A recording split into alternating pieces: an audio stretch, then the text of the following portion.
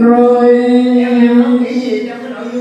ta sẽ trở lại quê xưa và tìm lại mái gia đình.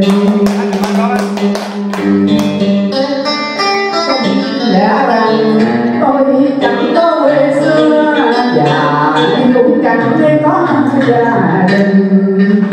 Không lẽ suốt cuộc đời ta làm mèo giang, chẳng lẽ suốt cuộc đời ta làm kiếp hoa trôi.